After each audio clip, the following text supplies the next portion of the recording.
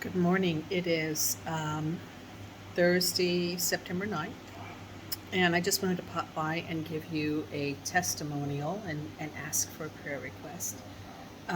Yesterday, when I went out for the new moon, I was actually contacted by a lady that said, uh, Rivka, hey, are you going to go out and watch the new moon? I've got friends coming over. Can we join you?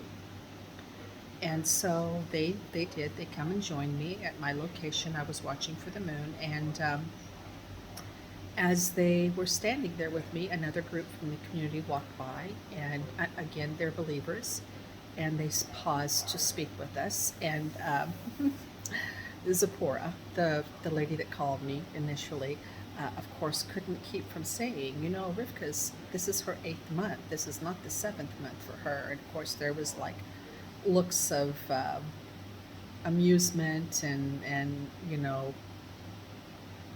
I don't even know how to describe the look, but it was like, oh, great, another calendar, here we go, because one of the ladies actually did say, she said, I was working at the Galilee Experience, and I had these people come in and they handed me their printed calendar and they told me why it was right. And so they just had this look of amusement on their face. And I said, have any of the people that tell you they know the calendar ever spent 5 years in the fields looking at the wild grains? And they said, no, I don't think they have. And it was really interesting because I felt really, really impressed before I went out to see the moon to grab. I have barley and wheat that I store flat so that it doesn't come apart, because it's very, very fragile. If I were to just grab it, it would fall apart in my hands. So I have it stacked so that I can very gently lift it and slip it down inside a baggie if I need to show somebody the barley or the wheat. And I had actually done that. I'd actually taken a baggie with the barley and a baggie with the wheat with me.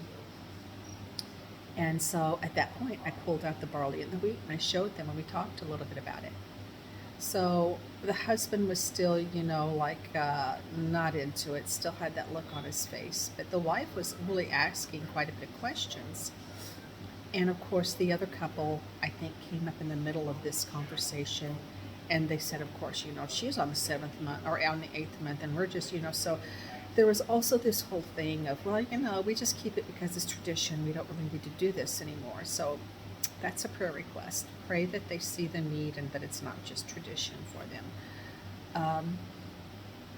And so, as the night progressed, the group that had walked up said, oh, hey, did you know that the Egyptian storks are already passing back through Israel on their way to the African continent? They're a month early. And I looked at Marie. She was standing by me, the one that was asking me all the questions.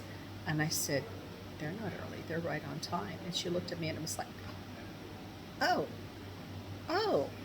well, maybe you're right. So to explain the Egyptian storks come from the African continent to the Israeli, or actually an isthmus. They're really forced to pass through here to go on to Europe if they're going to fly over land.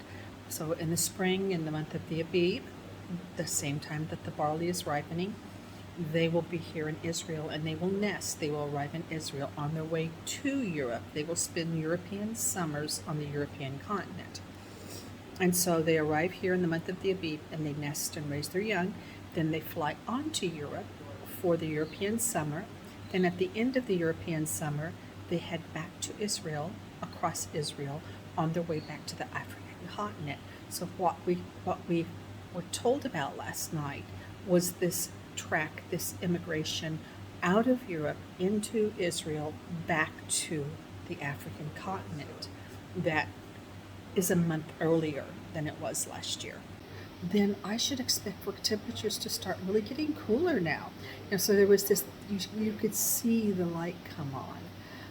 It was just a precious experience. And they did see the new moon. We photographed it. I've sent her some pictures of it. She gave me her picture for the newsletter. But your dollar is really making a difference. Not only does it take care of natural things like the camera, that I have that gets such beautiful photos of the new moon. It takes care of gas. It takes care of, oh my goodness, the newsletter that I use isn't free, nor is the email that I had to have to keep the newsletter from going in your spam folder. You know, nothing is free these days. The days of things that don't cost are over.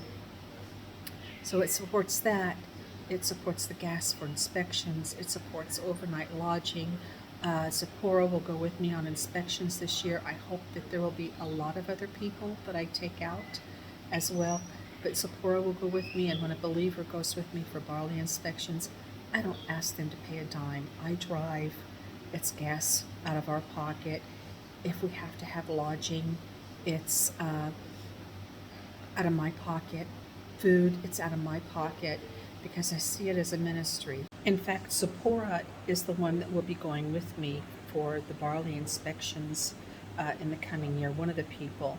And the way that she made the connection with me in the calendar is she actually has friends in New York who told her that they were going to be keeping the calendar with someone named Rivka Bitterman, and she didn't make the connection to me until about 3 days ago when we were at a anniversary event, and she said, "Wait a minute, are you that Rivka Bitterman?"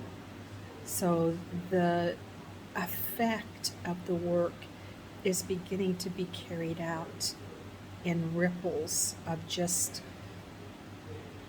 the mercy and grace of Elohim. So I'm saying all this just to say that your dollar does make a difference, not only to the worldwide remnant around the world, but even to people here in Israel, both the believer and the unbeliever, because I many times encounter people that want to know why I have the camera out at night, what am I doing? And I tell them that I'm taking a picture of the new moon. So your dollar really is very effective when you donate it here in Israel. And I just want to say thank you.